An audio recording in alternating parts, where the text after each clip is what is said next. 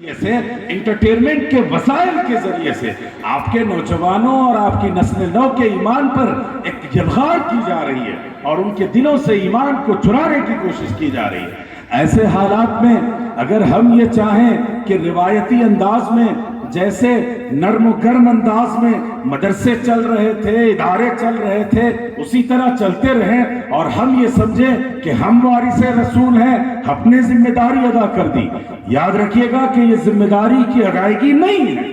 اور اللہ کے پاس جواب دہی ہوگی، اس لیے کہ ہم نے اور آپ نے اللہ کے سامنے اوتھ لیا تھا، یہ عہد و پیما کیا تھا۔ اللہ سے کہا تھا کہ قل ان صلاتی ونسکی ومحیای ومماتی للہ رب العالمین۔ کیا ہم اپنے اس عہد و پیما کو پورا کر رہے ہیں اور آج کے بدلتے حالات کے مطابق نسل نو کی تعمیر اور تربیت کا فریضہ انجام دے رہے ہیں یا نہیں دے رہے ہیں؟ یہ سوال ہے۔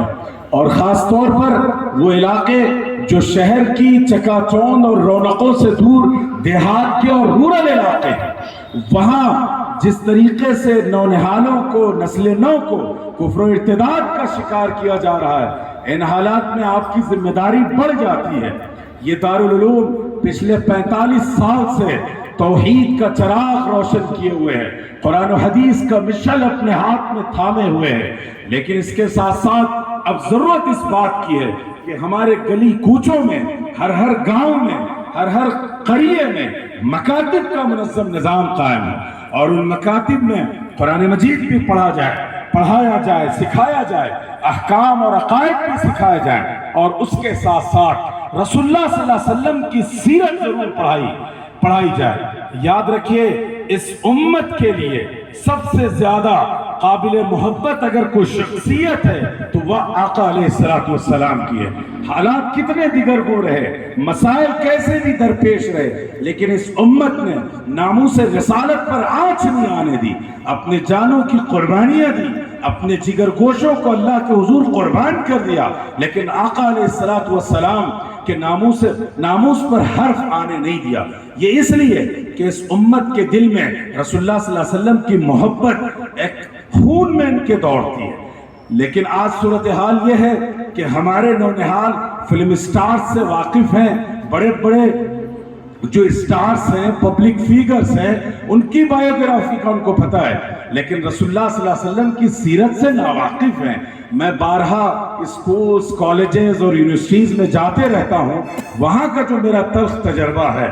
بچوں کو یہ نہیں پتا کہ حضرت عائشہ رسول اللہ صلی اللہ علیہ وسلم کی اہلیہ تھی کہ صاحبزادی تھی، اور حضرت فاطمہ رضی اللہ عنہا آپ صلی اللہ علیہ وسلم کی صاحبزادی تھی یا نعوذ باللہ اہلیہ تھی۔ ایسے رونگٹے کھڑے کر دینے والے میں نے سوالات کے جوابات سنے ہیں کہ شرم آتی ہے، آر محسوس ہوتی ہے اسے بیان کرتے ہوئے۔ تو اس لیے ایک ایسا مکاتب کا منظم نظام بنائیے جس میں بچوں کو رسول اللہ صلی اللہ علیہ وسلم کی سیرت، صحابہ کرام کی فضیلت، ان کا جو کنٹریبیوشن رہا، ان کی جو خدمات رہی ہیں، اسے بتائیے تاکہ ہماری اس نسل کا رشتہ آقا علیہ السلام سے، ان کے دامن رسالت سے وابستہ رہے۔ یہی ایک راستہ ہے ایمان پر بقا کا، رائے ہدایت پر گامزن رہنے کا، اور اگر یہ رشتہ اور تعلق کٹ گیا تو یاد رکھیے دنیا کی کوئی طاقت پھر ایمان پر انہیں باقی نہیں رکھ سکتی۔ میں آخر میں اپنے پیغام کو آپ سے دوبارہ یہ کہتا ہوں